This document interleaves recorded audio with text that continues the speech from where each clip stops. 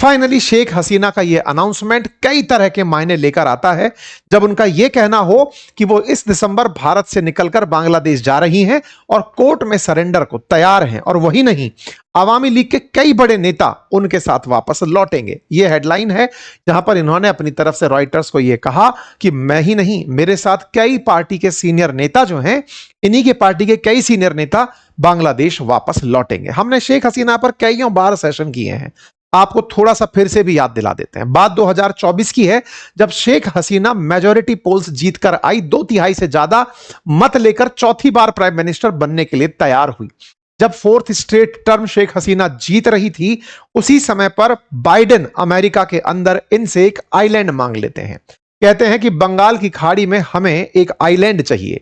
शेख हसीना इस बात के लिए इनकार कर देती हैं। इनकार करती हैं तो साफ साफ ये तो खैर अब ओपन सीक्रेट सा है कि अमेरिका ने इनके यहां के लोकल आंदोलन को इतनी हवा दे दी कि सरकार ही हिला दी। सब इसके गवाह हैं कि कैसे एक छोटे से आरक्षण के मुद्दे पर, जिसमें फ्रीडम फाइटर्स के बच्चों को 33% तक बांग्लादेश की जो सर्विस कमीशन है उसमें आरक्षण देने का फैसला था, उसके खिलाफ पूरे देश में दंगे भड़क उठे। जबकि बांग्लादेश सरकार ने वो फैसला पलट दिया, बांग्लादेश के अंदर रिजर्वेशन कोटा को ऑलमोस्ट समाप्त कर दिया, केवल 7% छोड़ा।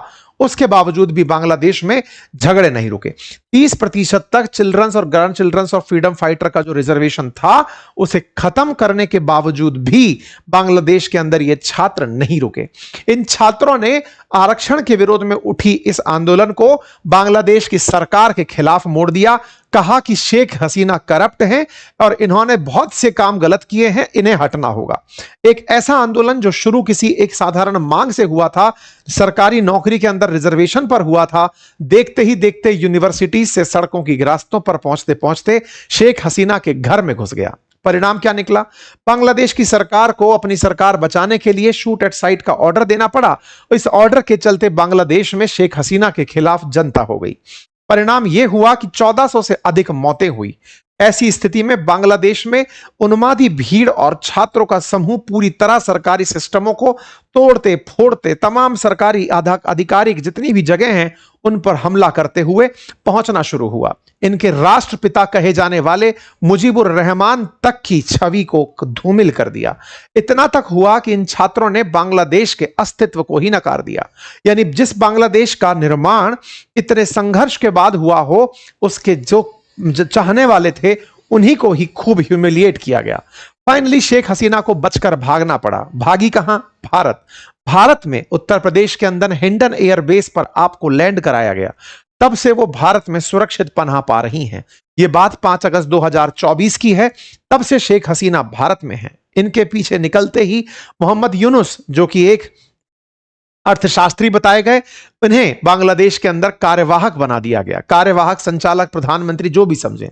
इन्होंने अगस्त 2024 में जब से सत्ता संभाली, हर वो संभव प्रयास किया जो भारत और बांग्लादेश के रिश्ते खराब कर सकता था। शेख हसीना का भारत आना क्या हुआ? इन्होंने भारत के खिलाफ मोर्चा खुलवा दिया। जहां तहां भारत के खिलाफ पाकिस्तान की एंट्री, भारत के खिलाफ चाइना की एंट्री, बांग्लादेश को पूरी तरह, क्योंकि बांग्लादेश को बनाने वालों में भारत का बड़ा हाथ था, तो बोले भारत ही हमारे खिलाफ है। हर तरह का वो प्रयास किया। इतना तक हुआ कि इन्होंने शेख हसीना के खिलाफ अरेस्ट वारंट निकलवा दिया। कोर्ट्स के अंदर सुनवाई होने लगी। एक पैनल गठित किया गया जिस पैनल ने डेथ सेंटेंस अनाउंस किया शेख हसीना के खिलाफ। मोहम्मद यूनुस सरकार ने भारत से शेख हसीना के प्रत्यर्पण की मांग की कि उन्हें आप वापस भेजिए। भारत ने उस पर कोई प्रतिक्रिया नहीं दी, क्योंकि भारत जानता था कि ये जो व्यक्ति जिस तरह की डिमांड कर रहा है, इसे जनता ने नहीं चुना है। जब चुनी हुई सरकार इस तरह के फैसले करेगी, तब हम चुनी हुई सरकारों से बात करेंगे। शेख हसीना भारत में ही रही और बांग्लादेश में चुनाव हो गए। बांग्लादेश में चुनाव हुए और बांग्लादेश में जो विद्रोही थे वो सरकार नहीं बना पाए। तारिक रहमान सत्ता में वापस आए, जो कि बांग्लादेश से काफी समय से, लगभग 17 साल से एग्जाइल में, यानी कि भारत बांग्लादेश से बाहर की सजा काट रहे थे, क्योंकि शेख हसीना ने कभी उनको भी अरेस्ट करने का आदेश दिया था। तारिक रहमान वापस लौटते हैं, सत्ता बनाते हैं, लोकतांत्रिक तरीके से सरकार चलाना शुरू करते हैं। और जो भी विद्रोही तत्व थे, जो छात्र यूनियन थी, जो भी तमाम प्रकार के गुट सक्रिय थे बांग्लादेश के अंदर, वो अपनी पहचान बचाने में कामयाब नहीं रहते। तारिक रहमान आते हैं, स्पष्ट करते हैं कि बांग्लादेश फर्स्ट उनकी नीति रहेगी और वो भारत से शेख हसीना को भारत वापस लौटाने की कहते हैं। इस पर भारत का पहली बार रिएक्शन आता है। जब इन्होंने भारत से, चुनी हुई सरकार ने भारत से शेख हसीना की डिमांड करी, तब भारत की तरफ से बयान आया और कहा कि हां, हम रिव्यू कर रहे हैं, बांग्लादेश की सरकार के द्वारा किए गए मतलब आग्रह को हम रिव्यू कर रहे हैं, यानी कि हम विचार कर रहे हैं।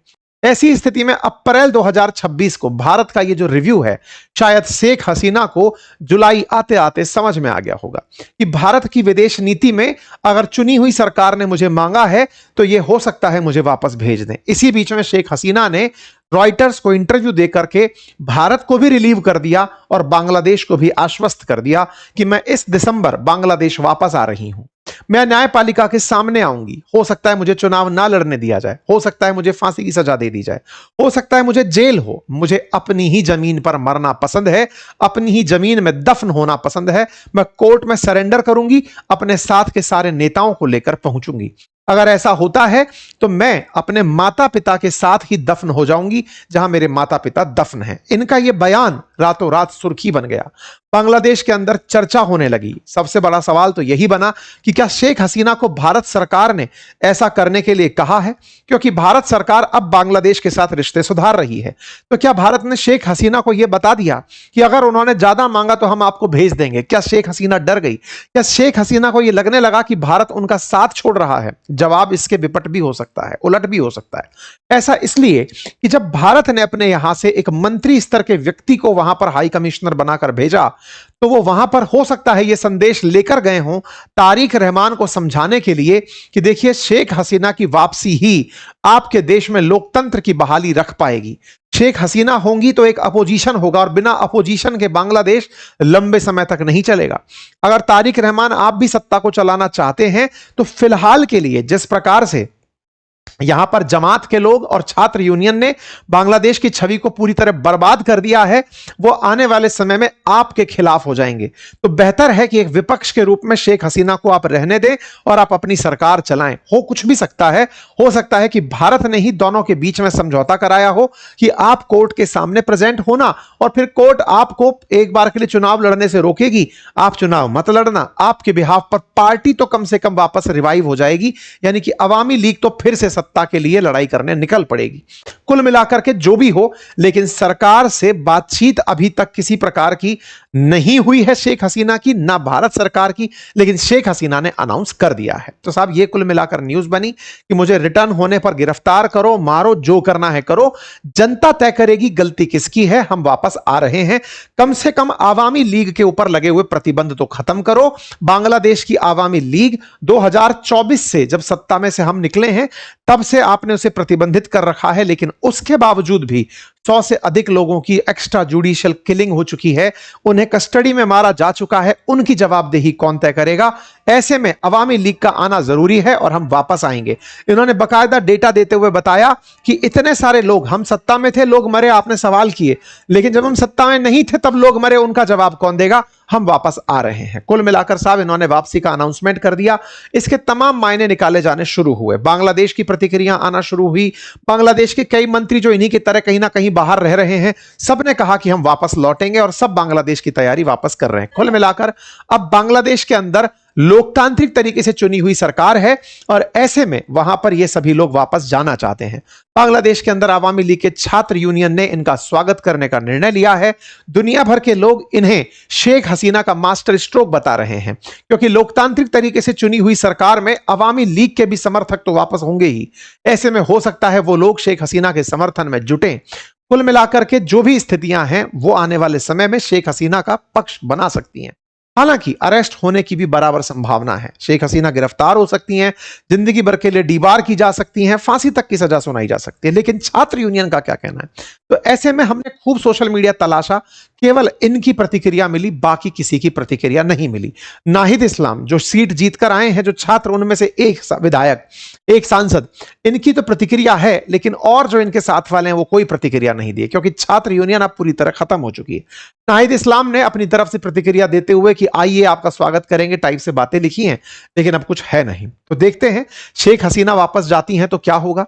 लेकिन क्या भारत की भूमिका है, इस पर सवाल हमेशा बना रहेगा, क्योंकि भारत ने खुलकर कुछ कुछ नहीं कहा है। भारत ने स्ट्रेटेजिक तरीके से साइलेंस को चुना है, और जब साइलेंस को चुना है तो आने वाली समय में भारत इस खेल को बहुत आराम से खेल सकता है। मतलब इस तरह से कि हमने बांग्लादेश की सत्ता जो है उसके साथ भी रिश्ते खराब नहीं किए और शेख हसीना के साथ भी खराब नहीं किए। आज तारिक रहमान के सामने शेख हसीना को लौटाकर भारत बांग्लादेश के रिश्ते बहाल किए जा सकते हैं, और शेख हसीना को 2 साल तक जीवन यापन करने की जगह दी, शरण दिया, तो आने वाले समय में जब भी अवामी लीग बांग्लादेश में सत्ता में आएगी तो वो कम से कम भारत के पक्ष में निर्णय लेगी। कुल मिलाकर भारत के दोनों हाथों में अब आने वाले समय में लड्डू दिखाई दे रहे हैं, यानी कि अवामी लीग भी आपके साथ और तारिक रहमान भी। बाकी आप लोगों को क्या लगता है, अपनी राय कमेंट बॉक्स में जरूर बताइए। चैनल पर नए हैं तो सब्सक्राइब कर लीजिए। हमारा कम्युनिकेशन मास्टरी प्रोग्राम जो पर्सनालिटी डेवलपमेंट के लिए है, उस पर कूपन कोड अंकित 33 यूज करके कोर्स में 33% डिस्काउंट प्राप्त करते हुए इस पूरे मॉड्यूल के साथ 1 साल के कोर्स को करिए, अपने पर्सनैलिटी में 4 चांद लगाइए। धन्यवाद।